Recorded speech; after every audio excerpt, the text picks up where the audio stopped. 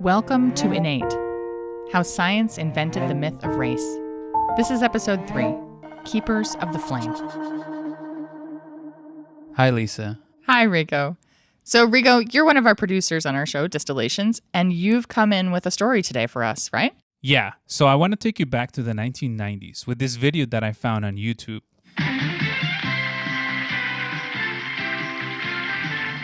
What is this, Wheel of Fortune? The Price is Right? Close. It's a Phil Donahue show, one of the 90s most watched talk shows. This is an episode from the spring of 1990. Donahue's guests are two middle-aged men who could really pass as accountants. But since this is Distillations, I'm guessing they're not. No. The guy on the left is Philip Rushton. He's a psychologist and a professor who's won a bunch of awards. I mean, he was a Guggenheim Fellow, so this guy's very prestigious. And he's come to Donahue to mouth off theories about biological differences between racial groups. Okay, so a 90s race scientist has come to the Phil Donahue show. What I'm saying is there might be something inherent in populations that make people behave differently in temperament or intelligence or what have you. Let me guess the angle here. To me, it seems like he's trying to present himself as a reasonable, well-spoken guy who's just asking questions. All in the name of academic curiosity, of course. Exactly. He's even polished when he starts talking about things like sex. Listen to this.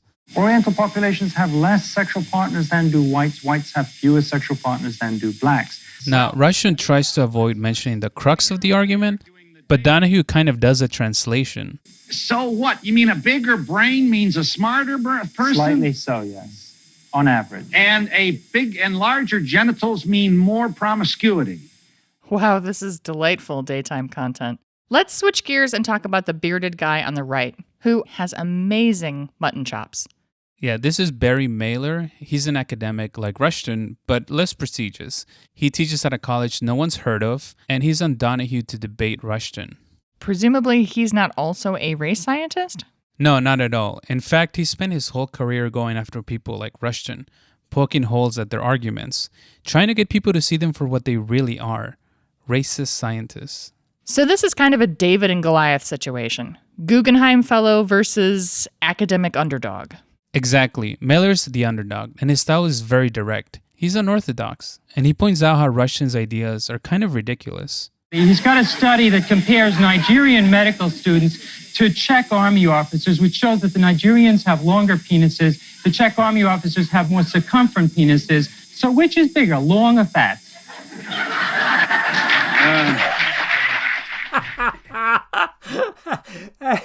So I had a chance to talk to Barry Mehler recently, and I asked him about the appearance on Phil Donahue 3 decades ago.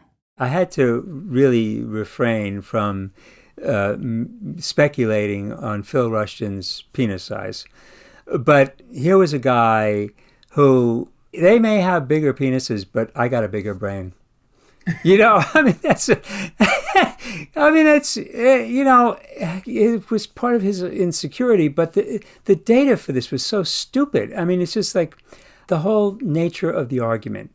You really want to take the most vulgar racist argument and dress it up with the most foolish, threadbare data points in order to make the claim that black people have large genitalia and small brains. I appreciate how clearly Barry Mehler gets to the heart of the issue. It's like Rushton wants to dress it up in jargon so you don't notice how hateful the premise is, but Mehler just cuts right to the chase. One of the things that I really appreciate is how he pivots from being funny to serious very quickly. Like the humor gets people's attention, and then he sneaks in some truth. I feel like you're about to play me an example. I am. He starts out telling a sort of funny story about seeing Rushton at a conference, but then he gets really serious. I gave a press conference and he came to hear me and I gave a paper. And afterwards we sat down for a cup of coffee together. And he said, Barry, you made some excellent points, but this neo-Nazi business, I mean, I know these people. You're talking about stand-up guys. And I said, Phil, you're a stand-up guy. And you're a neo-Nazi? And he went back and he said, I don't understand. You know, he's really surprised. And I know he doesn't understand. The movement that he's a part of begins in the Hitler era. And the institutions that Phil belongs to grow right out of that era. I want you to know that it was extremely important to me to make the connection to Nazis, because that's what people understood. And I wasn't just calling them Nazis, I was putting out a context to show that this was a fascist endeavor and that these people were not only neo-Nazis, but they were just old-fashioned Nazis. And I think that it was one of the reasons why they hated me so much. I was a minor academic in a tiny little institution, and Rushton was a Simon Guggenheim Fellow. People were throwing money at him. He had a much more prestigious position than I had. Stuff was pouring off the presses from him. He was the great scholar, and I was just this annoying fly who was pointing out things that were embarrassing and disturbing to them. And it was the nature of what I was pointing out that was embarrassing to them, not who I was. So it strikes me as we're watching this footage of the Phil Donahue show that the audience is not responding the way Rushton would like them to, I think. I mean, there's a lot of skepticism. He's getting a lot of dirty looks from people in the audience. I think they hate him, which raises the question for me, he might be this prestigious academic, but if he's not popular, if his ideas are this controversial, how does he keep having the platform that he has? How does he keep getting the chance to put these ideas forward? Who's funding him? Yeah, that's the question, is who is funding Philip Rushton? And why?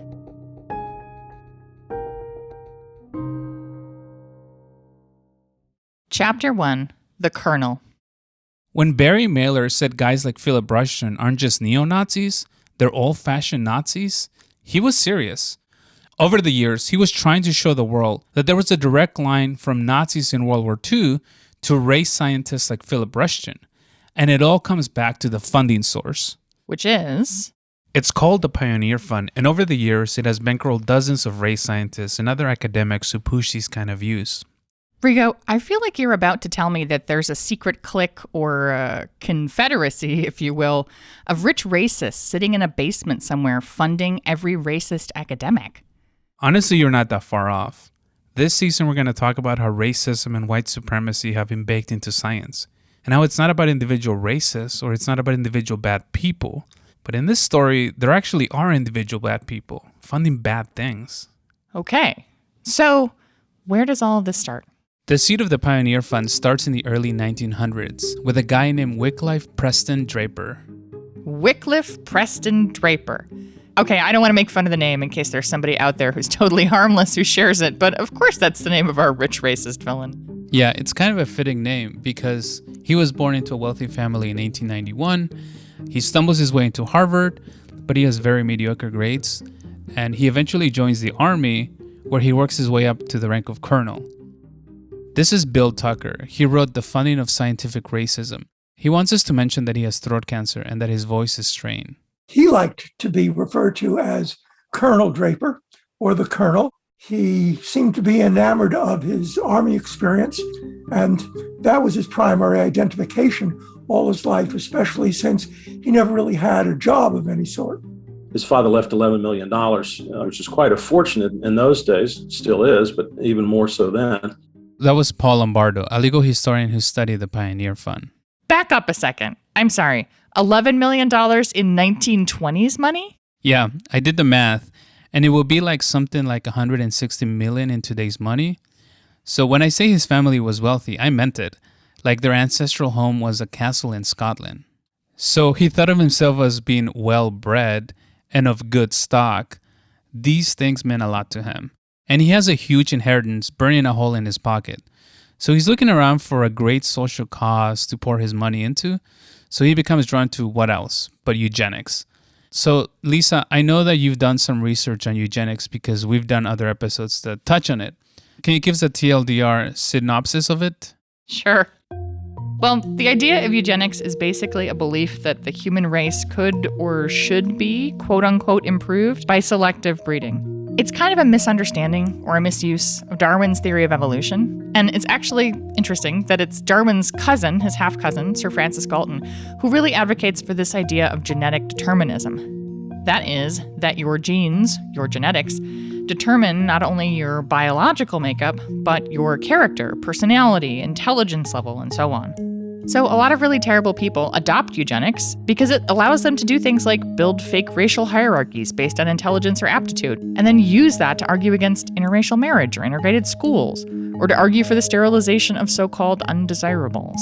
Essentially, it gave racists a cover story. No, we're not passing racist laws because we hate people who are different from us. We're just following the science. Even though, to be frank, it's also bad science. It's been debunked a million times, but we're still living with the legacies of these ideas. What's interesting about eugenics is that it's a dirty word now, but in the early 1920s and 1930s, there were mainstream ideas. They were in vogue. Respectable scientists and academics were promoting these ideas, which is why Draper starts making friends in high-up places in the eugenics world. And he kind of finds an ideological soulmate in a man named Harry Laughlin. His claim to fame was being an expert witness in Buck versus Bell, where the Supreme Court ruled in favor of allowing states to force sterilizations on people with intellectual disabilities. The quote that everyone remembers from that trial is when Justice Oliver Wendell Holmes said, quote, 3 generations of imbeciles are enough, unquote. And Laughlin was on that wavelength. And by now it's 1930s, and guess who else likes the idea of sterilizing people they deem to be inferior? The Nazis. Exactly. And he liked what they were doing with eugenics. And that admiration was actually mutual.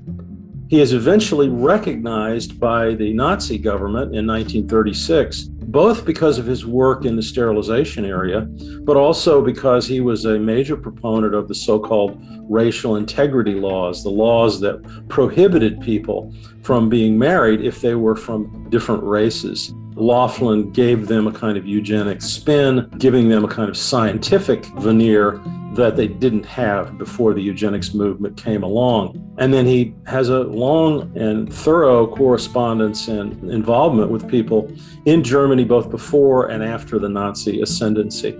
Something that a lot of people don't know is that the Nazis got the ideas about eugenics from the United States. We were the leaders in the field. Germany modeled its involuntary sterilization laws on ours. And actually, they found ours a bit too strict. What they saw was that many, especially of the southern states in the United States, had this one-drop rule. If there was 1 drop of, quote, Negro blood, then you were automatically a Negro. Ironically, the Third Reich thought that this was too extreme for them. And so they didn't use the 1 drop of Jewish blood made you Jewish. Instead, they used various combinations. If you were less than 1/4 Jewish, then you could be considered to be Aryan, which was much more lenient than the 1-drop rule in the United States. So on one hand, you have a very bored, very racist, wealthy boy. And on the other, you have a rising American Nazi. Boy, they must have hit it off right away. Exactly. And you know what comes next is that Draper becomes a cash cow for Laughlin's schemes. Laughlin had the inroads, the contact with legislators, the machinery of propaganda, and Draper had the money. And those two things went together to make Laughlin the first president of the foundation that was formed by Draper. They named it the Pioneer Fund, but sometimes people call it the Draper Fund because it was all of his money and they funded whatever he wanted. The word pioneer has a real meaning to these people. Laughlin uses it in conjunction with the phrase, the American breed, to kind of capture all of that. The stalwarts who are there on the frontier, beating back the wilderness, killing off the natives, those are the people who are the pioneers. So in 1935, before the Pioneer Fund is official, Laughlin sends Draper to a eugenics conference in Berlin. And while he's in Europe, Draper is quite literally palling around with Nazis. He travels to Spain, literally rides on a Nazi tank into the city of Bilbao at the time when Franco's army is laying siege to the place, only a few weeks after the infamous bombing of the city of Guernica in the Basque region. So, just for a little context, the Spanish Civil War was used by the Nazis as a military testing ground, and Draper wanted to be part of it. He doesn't actually stay to fight the war with the Nazis, but he brags about his military tourism. So he's not just in academic conferences with Nazis, he's also quite literally on the field with them. and then writes about it in a newspaper article that is syndicated and sent to a number of places around the country. So Draper, he's very proud of that. So after Draper returns to the States from Germany, he tells Laughlin to get to work on, quote, something of eugenic value. So Laughlin comes up with their first endeavor. They distributed one of Hitler's propaganda films to American high schools with English subtitles. It was called Erbkrank, which means hereditary defective. This is a clip of the film itself, translated in English. You find an especially high percentage of mentally ill among the Jewish population. Ah, charming. I'm sure the teenagers loved it. Actually, this brings something up for me. How did people receive this? I would imagine that some opinions are changing as the war drags on. Yeah, Americans were getting spooked by what they saw in Germany. Ultimately, the Holocaust showed the world the inevitable consequences of eugenics, and there was a great moral reckoning, which led to an agreement about race and race science. And the consensus was set in stone, really, by UNESCO in the 1950s in a set of declarations in which they essentially stated that race is a social construct. It doesn't have any biological validity, and that was signed by a number of scientists, anthropologists, policymakers all over the world. That was Angela Saini, the author of the book Superior, The Return of Race Science. She says that this is something anthropologists had been saying for years, that the category of race itself wasn't a real scientific category, but race scientists weren't ready to let it go. If, the basis of the study of human difference for a couple of hundred years has been that race is real, you don't let go of it overnight. And so, of course, they didn't let go of it overnight. Draper's views stayed the same, but he knew enough to realize that the world's views had changed.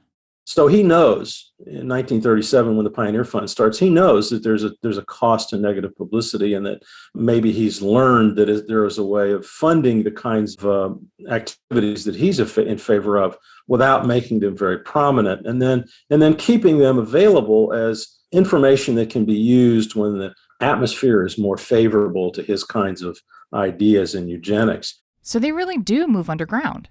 I was right about the Confederacy in the basement. Kind of, yeah. They understood the tides were turning, but they weren't ready to go away. They just have to keep at it until the temperature changes. Exactly. And they develop a playbook to ensure their survival. Playbook, you say? Lay it on me. Okay, so method 1 is fund scientists who agree with their eugenics worldview. Most of it was junk race science, but some of the research and researchers were arguably legitimate, so that if someone accused them of being a racist, they could point to the legitimate research they funded. So real science as a shield for junk science. Got it. And method number 2 is hide the funding source. They made a lot of anonymous donations or pass the money through foundations and nonprofits. Because they don't want to take credit for their deeply held beliefs in public. Right. And apparently Draper was also kind of shy. I have no sympathy, Rico. Let's keep going. So method 3 was the most important and consistent. They printed and mailed unsolicited propaganda to scientists, politicians, and other influential people. In 1936, Draper paid to reprint 1,000 copies of the book called White America to send to politicians. I can only imagine what a book with that title is going to be about. Yeah, the book claimed that black people were a threat to civilization, and they should be repatriated back to Africa. This propaganda and this kind of advocacy goes on for some time. It goes on so prominently that when this book arrives on the desk of members of Congress, Theodore Bilbo, infamous Mississippi senator known by his biographer as the Archangel of White Supremacy, he praises the book, and he actually takes it to the floor of Congress and reads it while the filibuster is going on to prevent a federal law against lynching being passed. So Cox and Laughlin and Draper all have a hand in this racist advocacy right up to the floor of the Senate, as well as over in Germany. So clearly method 3 achieved the desired effect, to find powerful like-minded racists. Works sort of like a bat signal, but instead of attracting superheroes, you uncover white supremacists. Exactly. And this was the first instance of what became Draper's trademark maneuver throughout the rest of his life, and even after his death. Pioneer continued the same tradition, which was the distribution of unsolicited works to various individuals in the hopes that it would influence public policy. Okay, let me zoom out a little bit. A eugenics group forms with this eugenics-interested rich guy, and we get the Pioneer Fund.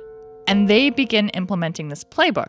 But at the same time, they've kind of been driven underground because public attitudes about eugenics are shifting. So they want to keep doing this work, but they've got to do it on the down low. Please tell me someone noticed that this was happening? Is this a secret conspiracy? Or is any of it happening in the open? They're successful in keeping their names out of the press, and no one ties the race science they fund to them. That is, until Barry Mehler starts connecting the dots. Chapter 2, The Mankind Quarterly.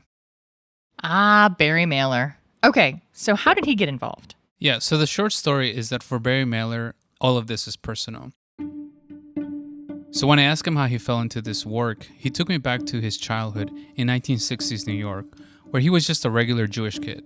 When I was 13, we have a bar mitzvah and, a Jewish boy becomes a man. And it's a big party, and, I have 5 brothers, so I'm in the middle. And so this was the first time they made a big fuss over me, and I was the center of everybody's attention. And I thought, wow, this is terrific. And I decided I wanted to become a rabbi. And my father thought that was a terrific idea. And I transferred to a Jewish parochial school, and I began to wear the kippah on my head. And it was a dramatic transformation. Suddenly, I'm in the suburbs of New York, and I'm walking down a street, and a car drives by, and there's a father and a son, and the son screams out the window at me, something like, "You dirty c***."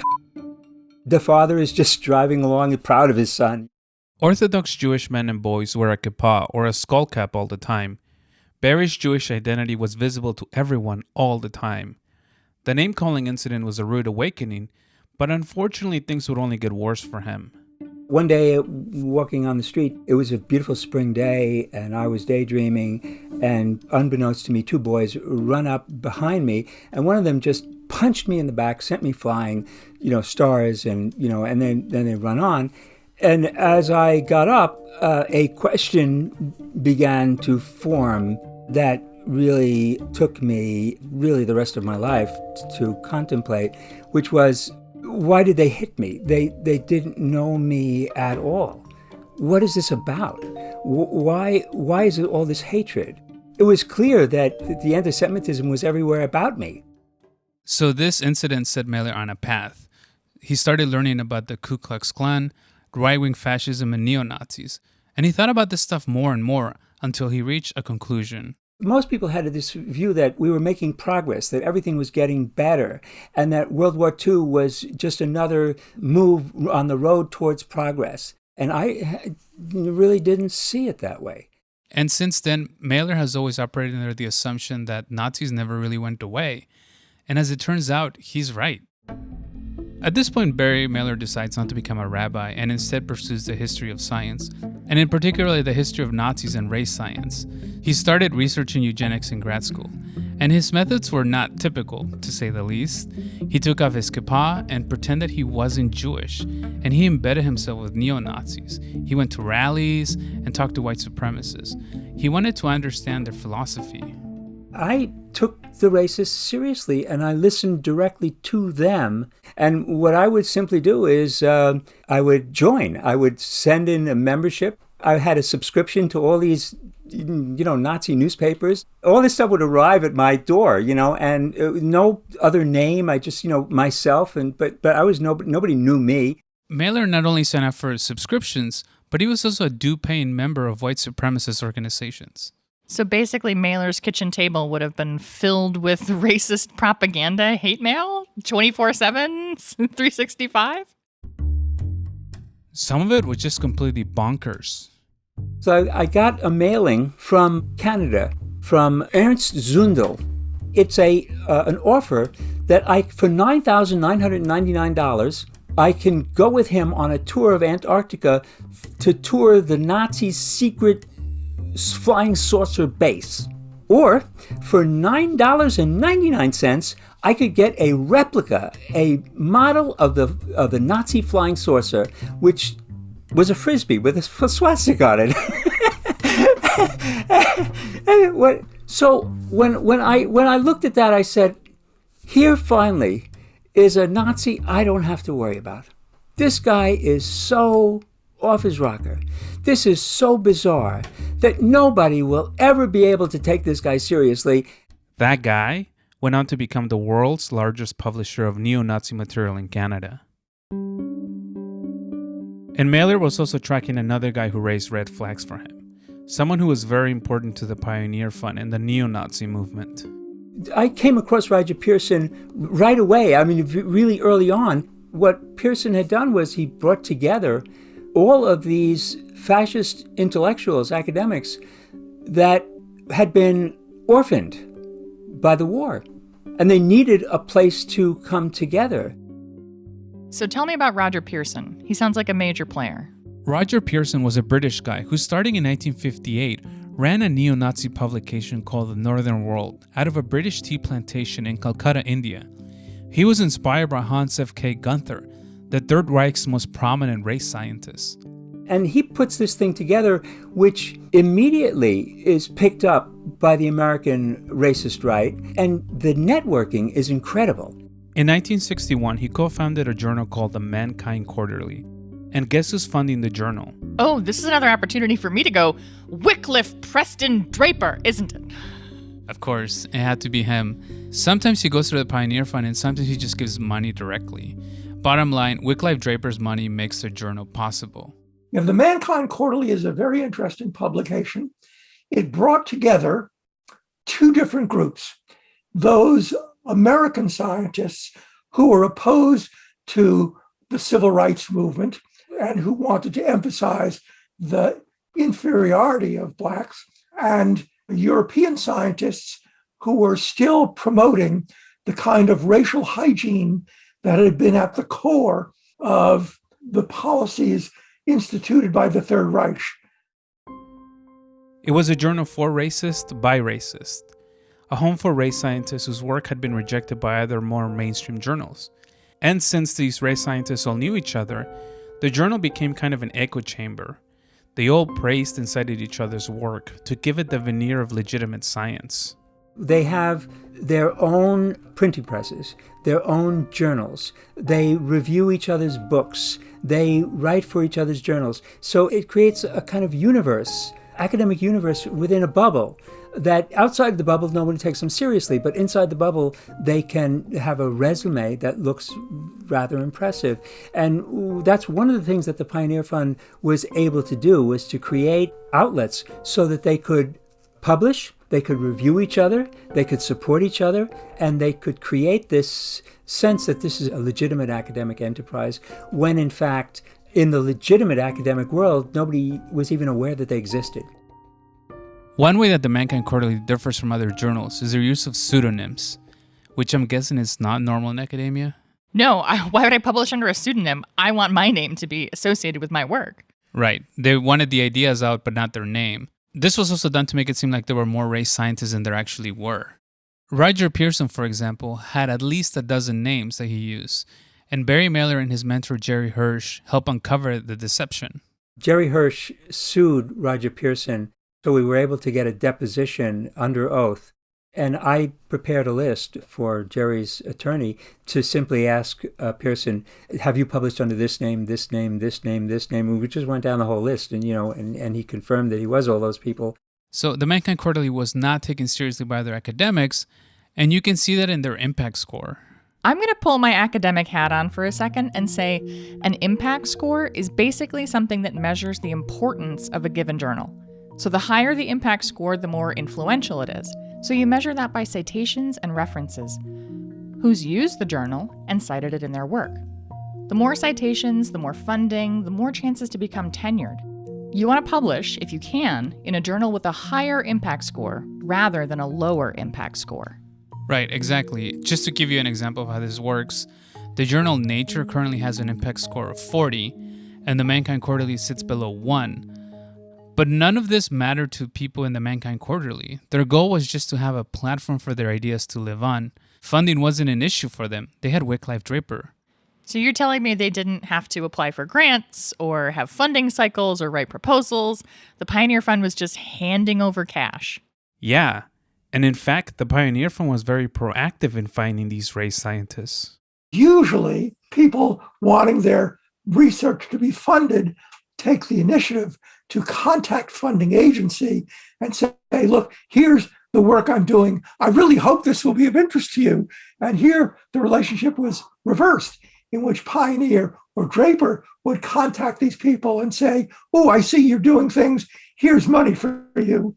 You don't have to apply. Here's money we'll send you. And in a number of cases, it wasn't even money for the research.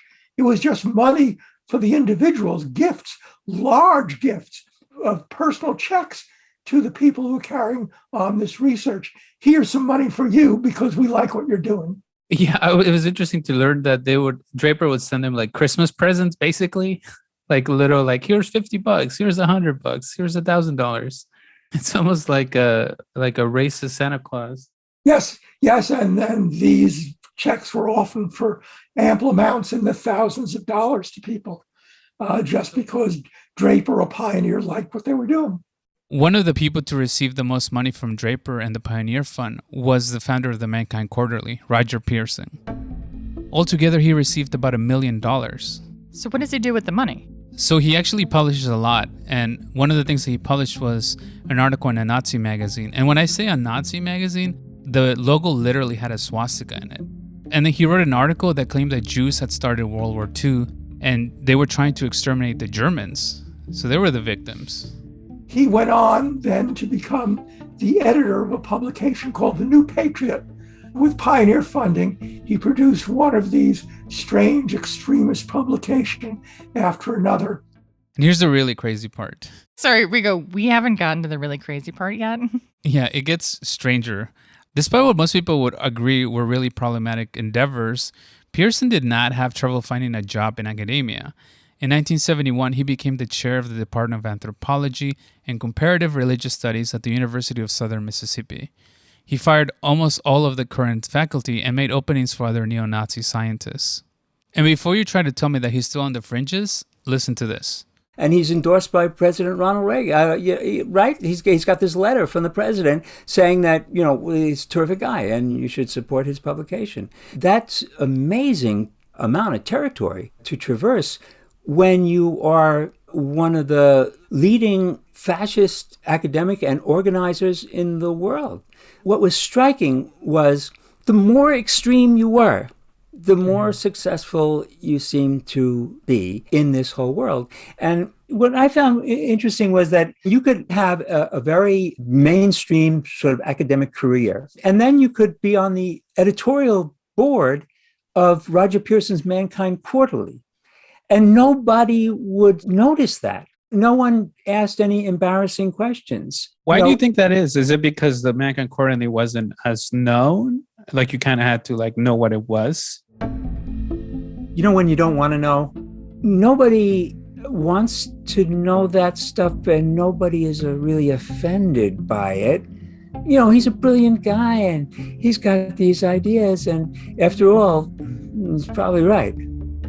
And in the case of Pearson, if someone did try to attack him, he'd use the idea of academic freedom to fight against it, And certainly it seems like he was keeping his Mankind Quarterly work more on the down low and using his other academic work to build a shield around himself. Right, exactly.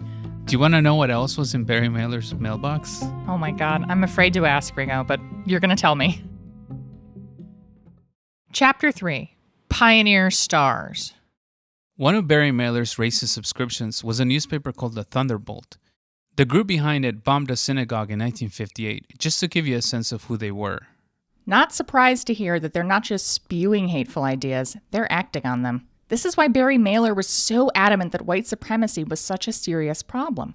He was in deep. He knew exactly what they were up to. Exactly. And one day while he was reading The Thunderbolt, Barry sees a familiar name, William Shockley. Ah, the infamous William Shockley. So this guy was a revered physicist at Stanford. He won a Nobel Prize for his work on semiconductors. He was a legend in Silicon Valley. Until The Dark Side came out, he was an avowed racist and pretty public about it. My research leads me inescapably to the opinion that the major cause of the American Negro's intellectual and social deficits is hereditary and racially genetic in origin, and thus not remediable to major degrees by practical improvements in environment. It's one thing to, you hear some kind of quote from William Shockley, but then to see a full page, layout in the Thunderbolt, I mean, they were just overtly racist, and William Shockley was their hero. William Shockley didn't try to hide his connection to the Thunderbolt. He openly endorsed it. Lisa, could you read this quote from him? It's from an interview he did in Playboy magazine. Oh, great. What's it going to be? Okay. Let me read this. Quote, "On 2 points, I put the Thunderbolt ahead of much of the American press. First, I believe it is not hypocritical, though it does sometimes express erroneous views. Second, it sometimes publishes valid news that I don't find elsewhere." Unquote. Wow, William Shockley. I mean, that's some classic, at least these guys tell it how it is stuff. Here was a guy who subscribed to the Thunderbolt. He and I are both reading the Thunderbolt, right? And so you know where his head's at. This is vile and vicious, racist, anti-Semitic stuff. And he finds news there that he doesn't get anywhere else. To polite society, it looked like professors doing some perhaps questionable work on the side, but nothing that would warrant negative attention. But most people weren't really reading the Thunderbolt. They weren't seeing the things that Barry was seeing.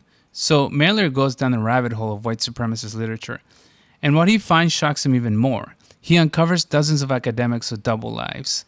Some are big-name academics at big-name universities. Give me a taste of who we're talking about there. Okay, here's one. Have you ever heard of Arthur Jensen?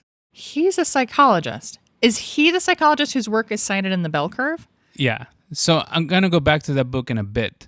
Jensen was a renowned psychologist at UC Berkeley. This is one of the most liberal institutions in the country. So when he suggested intelligence was inherited, people got a little ruffled. But that's not a fireable offense in itself, right? Right. I mean, sort of falls under the category of yikes. You'd probably groan and hope you could avoid him at a faculty mixer, right? You just hope you didn't cross over with him on any committees. Right. But what Barry Mehler did was to go deeper. He knows there must be more there. And sure enough, he was right. While he was doing research in Germany in 1978, he discovered that Arthur Jensen had been writing for a neo-Nazi publication called New Anthropologie. That blows right past yikes into holy crap territory. That's an entirely other level of bad. And there's more. He was a member of the magazine's advisory board. Mehler connected the dots.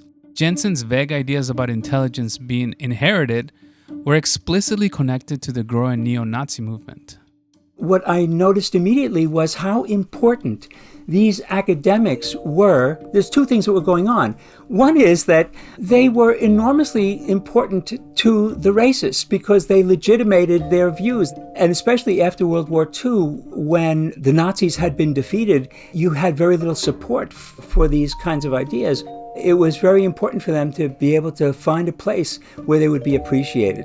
Shockley and Jensen and dozens of other academics share more than just these dangerous ideas. They also share the same funding source. Wycliffe, Preston, Draper. Exactly. It is around this time in the early 1970s that something happened that could have been the end of the Pioneer Fund. Wycliffe Draper died in 1972, but his death didn't mean the end of the Pioneer Fund. The opposite, in fact. He left most of his money to the Pioneer Fund, much to the chagrin of his close family. And the Pioneer Fund handed out more money in 2 years after his death than in the entire period of 1937 to 1972. So up until this point, the Pioneer Fund is secretly funding race scientists who are on the fringes, who needed financial support and a place to publish, like the Mankind Quarterly. But with the emergence of Shockley, they had a mainstream scientist on their team now, and they funded him lavishly from the quote-unquote throne in New York, as they call Wycliffe Draper's house. In general, Pioneer funded two different groups of recipients. One were actual scientists working on projects that Pioneer thought would have results that could be exploited for their political agenda. And on the other hand, were the political people who did the actual exploiting. Whenever Pioneer was asked about their choice of projects, the first thing they did was point to the real scientists. When Bill Tucker was doing research for his book, The Funding of Scientific Racism, he made a list of all the American scientists he could think of who were promoting theories of black inferiority or segregation, And then he went to the various archives to see if he could find connections between them and the Pioneer Fund. I figured, okay, I'm going to take a trip to each of these places to see. And I thought some of these trips might be wasted because there would be nothing there. I never wasted a trip. Every place I went for a scientist or an activist who had been involved in these issues, there was connections between them and Draper and Pioneer. So what it suggested was that Draper and Pioneer really took the initiative in every case and reached out to these people and tried to subsidize them once it realized that these were people who were doing things that would be of interest to Pioneer's agenda. Bill Tucker says that when Shockley came out as a racist in the 1960s, the Pioneer Fund must have felt like they won the lottery without even buying a ticket. In a way, this kind of makes sense for how academia works. When you do research, funded research, you're kind of beholden to your funder in certain ways, right? So Pioneer Fund works hard to prop up scientists that they think are going to continue their message. And it gives the ideas credibility in a sense, right? Because if they're continuing to get funding, then their ideas must not be all that controversial. It's giving these ideas air, right? Yeah, and the Pioneer Fund steers their work too. They decided that Jensen and Shockley should work together. And throughout that partnership, Jensen's ideas changed. He originally thought any differences in intelligence between black and white people were from environmental factors. But after working with Shockley, Jensen started arguing that intelligence was inherited. So really what the Pioneer Fund is doing is making bad ideas even worse. Jensen and Shockley were stars, were Pioneer stars, and they received huge amounts of money from the Pioneer Fund. Arthur Jensen in particular got more than $1 million from them. The Pioneer was looking for scholars who were willing to take a stand. And that's what Jensen was willing to do. Jensen was willing to take a stand, and he knew what he was doing. The Harvard Educational Review article that he wrote, How Much Can We Boost IQ? You know, what's at the time, I was working at a little Head Start in Spanish Harlem, and we would feed the children breakfast. And Arthur Jensen was arguing, it really isn't going to change their IQ whether you feed them breakfast or not. You know, for God's sakes, we're feeding them breakfast. You have something wrong with that. And, you know, and he's arguing that you can't boost their IQ by any kind of environmental changes, you know, which is kind of an absurd argument anyway to make. And remember, the Harvard Educational Review, they published it. The Pioneer paid for it, but the Harvard Educational Review published it. So here is a guy who's willing to take a stand for racism, and the Pioneer was willing to give him anything and to help him spread that news. The Pioneer Fund only cared about upholding white supremacy. They didn't really care about the science, but they relied on the science to give some sort of validity to their claims of racial inferiority. And Arthur Jensen was literally a star. He had his own moment on the Phil Donahue Show in 1980. If you're going to present a thesis which places a race at the bottom of the IQ scale, then I trust you believe there are others, there is somebody who's at the top. The white population of the United States scores higher on all kinds of mental tests, not just IQ tests, but every kind of mental test, than the black population of the United States, on the average. Why does Phil Donahue have so many race scientists on his show? It seems like it's like kind of clickbaity television for the time. Controversial views? I guess so. It's also stunning to me that when Barry Mehler investigates the Pioneer Fund in the 1980s, they're still pushing the exact same ideas and the exact same framing as they were in 1937. Decades later, it still sounds the same. Yeah, it's like they were safeguarding race science ideology all these years. There is this long tradition of academic racism, which Pioneer has continued. It was much more prevalent in the earlier part of the 20th century, but as it has become less and less popular among the academic mainstream, the few people who still adhere to it are those funded by Pioneer. And so Pioneer has been the keeper of the flame in this case.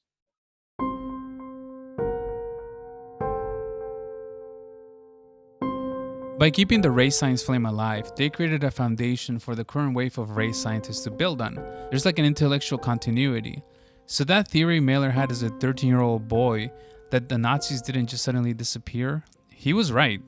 Okay, so the Pioneer Fund doesn't really care about the science. It doesn't care if it's good science, certainly. And you don't have to be the most productive academic in the world to get money from them. Is there anything that can get you cut off? Yes, and here's an example of that. William Shockley wasn't really producing anything new with their money, and he had a really prickly personality. So when his character got in the way of the message, the Pioneer Fund actually cut him off. Shockley was a very difficult person to work with, and eventually Pioneer ended his funding because he was just turning people off that Pioneer wanted to influence. But most of the money that Shockley got, well, in fact, really all of the money that Shockley got had nothing to do with research. While some of the Pioneer Fund scientists like Shockley are public-facing, the Pioneer itself liked to remain out of the spotlight. Draper guarded his own identity very, very carefully so that very few people knew of who was this multimillionaire who behind the scenes was putting up the money. That makes sense. I mean, they hid themselves for decades, right? Behind the scenes. So they don't want someone who's going to be a lightning rod for controversy. It makes me think of the Donahue interview with Rushton. I mean, he's this well-spoken fellow in a nice suit. This is the Nazis in suits strategy that was so part of their message. Chapter 4, The Bell Curve. Okay, so up until now, we've been talking about the neo-Nazi propaganda that Barry Mehler gets in the mail. But what does he actually do with all the information he's collecting? So he writes a series of articles in the late 1970s exposing people like Jensen. And then in 1983, he writes a paper called The New Eugenics, in which he puts all these racist academics into context. He was the first person to really call them out publicly. His work inspired others like Bill Tucker to follow the money. And the thing that really stood out to me about Mehler's writing was that there was this sense of urgency. It was as if one person had finally realized what was going on, and he was sending out the warning signal. I've had a sense of urgency that goes back a very, very long time. And so they always had, first, a sense of surety that they were right, and also a sense of urgency, the same sense of urgency that I felt. They are acutely aware that they're talking about the survival of the white race, the same way as we talk about the survival of the polar bears, and of the whales, and of the elephants. The white race is absolutely endangered, and the Jews have absolute control over the mind of Americans. The challenge is to get the message out. You can't go through the Jews because they distort everything. So he names names: Pearson, Jensen, Shockley, and its newest pioneer star, Philip Rushton. And because of this, he is called onto television shows like The Phil Donahue Show. So just setting the scene again for people listening, we're watching The Phil Donahue Show. This is another clip where Barry and Mehler and J.P. Rushton are sitting next to each other debating. This is the thing. Dr. Mehler and all my opponents don't have to answer the intellectual argument. All they have to do is start throwing words around like Nazi and racist and fascist, and it's a label they pin on people, and then you don't even attend to what the person says. What he's just been talking about is a load of absolute rubbish. You can really tell from the clip that Mehler's getting under their skin. Even though his work was only in left-leaning publications, the TV appearances were a big platform for Mehler to refute their ideas. But he says that might have been for nothing. It was apparent to me that we were putting on a show and that I was part of this show and I was performing an important task for the racist platform because they couldn't do it without me. They had to have two talking heads and somebody had to speak for the other side for them to get their message out. And not only did I understand that, but I don't think that we won this. For example, when I went on these shows, the audience was overwhelmingly on my side. They would boo, they would clap for me and then boo for him, But that, ultimately, I don't think I won anybody over with any of that. They had the platform. They've already won. That's right. Just by being there. I really take Mehler's point there. The ideology, the quote-unquote scientific support for racial hierarchy, this stuff is getting mainstreamed in the 1990s, isn't it? I mean, the first thing that comes to mind for me is The Bell Curve by Charles Murray, which was huge. Yeah, that's completely right. The Bell Curve was the Pioneer Fund's biggest win when it was published in 1994. Race remains one of this country's most divisive topics, and a controversial book with racially charged findings hasn't helped the debate. The thesis advanced by authors Charles Murray and the late Richard Herrnstein in The Bell Curve is that IQ is the best predictor of a person's success in life. Yeah, this was everywhere.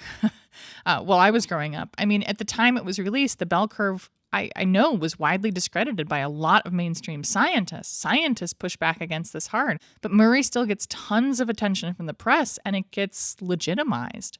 Yeah, and he got cover stories in the New York Times Magazine, Newsweek, and the New Republic. What has landed The Bell Curve on the cover of many magazines and Charles Murray on numerous talk shows is that the book also links IQ with race. On Murray's Bell Curve of IQ scores, blacks as a group have an average IQ of 85, whites 100, Asians 105.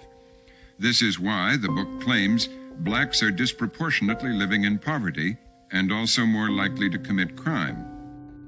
So is the Pioneer Fund involved with Murray and the Bell Curve? They were very entangled. First on the idea front. As critics at the time put it, these were old racist ideas with a new coat of paint. This becomes very clear when you start looking into the citations of the book. The book has 57 pages of bibliography, many from mainstream scientific journals, but some of them are far from reputable. Murray told the New York Times that, quote, "Some of the things we read to do this work, we literally had to hide when we were on planes and trains." And the thing he had to hide were 17 citations that came from a little-known journal called the Mankind Quarterly. Ah, the pseudonym journal strikes again. Right, and Murray and his co-author also credited Richard Lynn for providing expertise on the book. Richard Lynn was the editor of the Mankind Quarterly at this time. The Bell Curve was one of the Pioneer Fund's greatest hits for two reasons. One, it immediately made its way to the mainstream press and gave the impression that there was now new genetic evidence to prove that there was a difference in intelligence among races. The political implications of this is that if black people are intellectually inferior, why bother having a social safety net? Oh, right. So this is essentially what Arthur Jensen is arguing. Why serve breakfast to school kids if it's not going to improve their performance? Exactly. And the second reason why the Bell Curve is so important to the Pioneer Fund is that it had staying power. Although it was widely dismissed, it is still cited today as evidence that white people are smarter than black people, and it's all biological. This is exactly what the Pioneer Fund ultimately wanted, right? To create this kind of intellectual continuity, this current that bridges the eugenics in the 1930s to the present day. Yes, there were some consequences though. The publication of the book put the Pioneer Fund and Barry Mehler on the spotlight. Some of the ideas found in the book, The Bell Curve, are not new. Our agenda reporter Bill Blakemore has been looking into a fairly obscure research fund that has drawn attention because of this book, The Bell Curve. A fund with a history. Historian Barry Mehler charges that the Pioneer Fund's interest in race differences made the Bell Curve's arguments possible. The Pioneer Fund has been the key source of funding for the last 20 years of scientists who have produced the material that is the foundation for the claims that African American people on average are intellectually inferior to whites. Barry Mehler's TV appearances made Roger Pearson furious. Remember, Pearson is one of the founders of the Mankind Quarterly. And in one of the books that he was writing, he devoted an entire chapter to Barry Mehler. He called it The Case of Barry Mehler. He accuses Mehler of character assassination, bias, and of being a left-wing nut. All pretty common accusations at anyone who is coming up against neo-Nazis, even today. One of the things that Roger Pearson writes about me in his chapter, The Strange Case of Barry Mehler, was that I mail out my stuff in envelopes and I send them around surreptitiously to all kinds of people, which is, of course, not true. I never mailed my stuff out. But that was exactly what the Pioneer Fund was doing, and it was a strategy that they had to disseminate their information. And I really don't think that was a winning strategy. The classic he who smelt it dealt it maneuver. They're projecting, obviously. But unfortunately for Mehler, this was not the end of it. He really started to feel their wrath. By being the first and most vocal critic of the Pioneer Fund and neo-Nazis, it made him a target. We had DEFCON levels in my house, levels of security. So when things got hot, you wanted to make sure everything was locked down. If I was on a national public radio program, that's fine. You might get something, but raise that up to 25 million to a really public place where it's the same thing as wearing the kippah. You know, when I started walking on the streets and people could see who I was, that so they could see it. So now my anti-racism was visible, very visible. And my son picked up the phone one day, and this guy said to him, I'm going to kill you, chop you up into pieces, and mail you back to your dad in boxes. Somebody painted a swastika on his mailbox. At the time, we were getting a lot of death threats. And so, and by the way, I wouldn't go to the police. I went to the police about the swastika on the mailbox, and they said, nah, you know, that's just kids, you know. And look, they didn't even do it right. They painted the swastika backwards, you know. So that's how I knew the police didn't do it, because if they had done it, they would have done it right. So instead of going to the police, Barry asked his friends who used to be Marines to come live in his house with their guns and their 125-pound Rottweiler. He recalled one instance when his grade school son, Isaac, wanted to go play in the woods with his friend, but his volunteer bodyguard stopped him from going. And Ron said to Isaac, Isaac, there are some people who might want to harm your father. And the worst thing they could do would be to harm you. And I'm here to make sure that doesn't happen. So for now, we have to stick together. No one has proven that these threats came from the Pioneer Fund. But what we do know is that the Pioneer Fund actually hired a private investigation firm to follow Mehler around to find dirt on him. I really got under their skin. I mean, I annoyed them a lot. And so they're calling up civil rights groups, the people that might know me, and trying to get information. And they said this in their investigation, you know, for a possible lawsuit. They wanted to sue me for libel. And throughout my career, I have been at risk of being sued for libel. Because, you know, you call people Nazis and, you know, they get upset. So no one has ever been happy that I exposed their racist and right-wing connections. In the end, he did not get sued for libel, but he did remain a thorn on the side of the Pioneer Fund. After the publishing of the Bell Curve and the controversy surrounding it, the Pioneer Fund decided to step out of the spotlight and continue doing the things they knew how to do well since 1937, which was to mail out unsolicited propaganda to prominent scientists and politicians.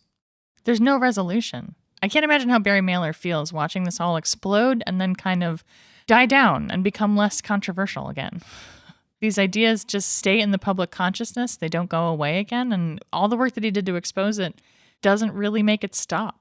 Yeah, and the whole thing in a way does confirm what Barry Mehler had an inkling of since he was a boy. I mean, to this day, I can't, tell you what that does to me. Not only was the war not over, but the Nazis were still out to get my son. That's what it was all about. They wanted to resurrect their movement to come after my son. That's how I felt.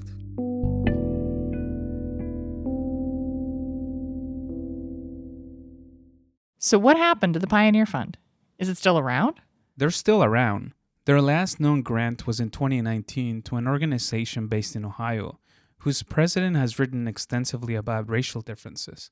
Normally in my reporting process, this is the part where I reach out to the Pioneer Fund or the Mankind Quarterly, which is also still around today. But I didn't, and there's a very specific reason why that is. It's standard journalism practice to reach out to people if you're going to talk about them. However, the Pioneer Fund and the Mankind Quarterly are not just any other source.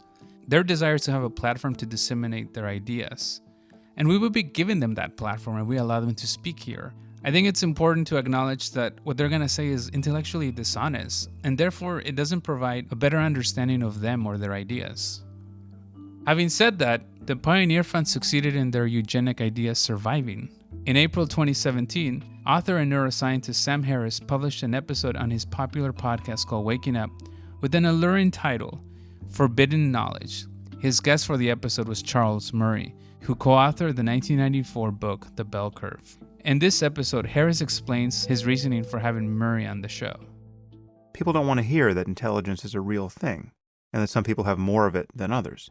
And they certainly don't want to hear that average IQ differs across races and ethnic groups. Now, for better or worse, these are all facts. And this is perhaps the greatest achievement of the Pioneer Fund, is by keeping the race science flame alive, there is an intellectual continuity for people like Sam Harris, and they don't have to start from scratch. So, and this is really just a personal curiosity, what about Barry Mehler? What's going on with him? So just to give you an update on what Mehler's been up to recently, I asked him about some hot water he got into, and I'll play you some tape.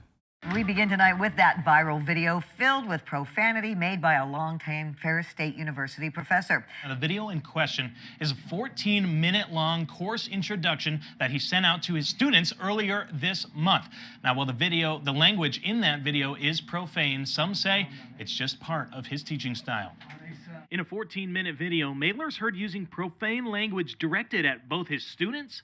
If you want to go complain to your dean, you go ahead. I'm retiring at the end of this year, and I couldn't give a flying any longer. And to the administration. And no limber of an administrator is going to tell me how to teach my classes because I'm a tenured professor.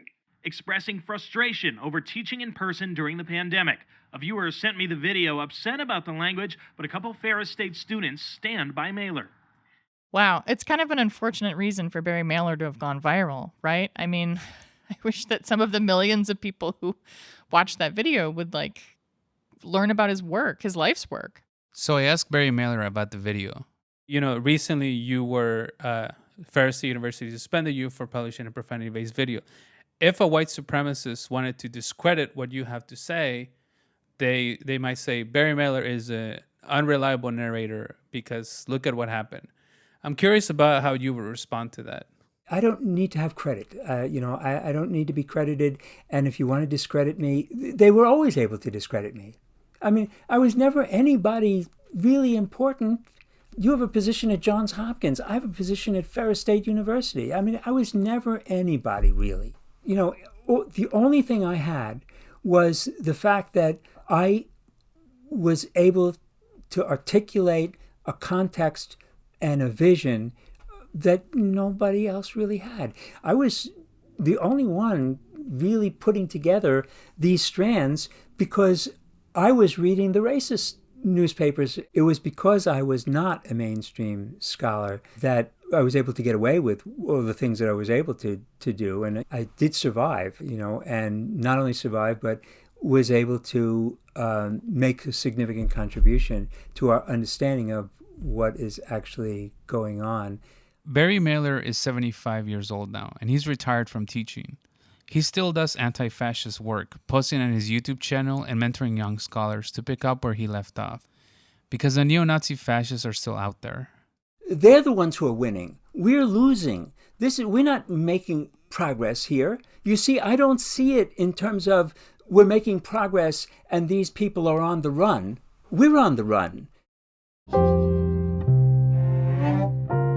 Innate, How Science Invented the Myth of Race, is made possible in part by a major grant from the National Endowment for the Humanities, Democracy Demands Wisdom. This episode was reported and produced by Rigoberto Hernandez, with additional production and editing by Muriel Carr and Padmini Raghunath. It was mixed by Jonathan Pfeffer, who also composed our Innate theme music. For Distillations, I'm Lisa Berry Drago. Thanks for listening.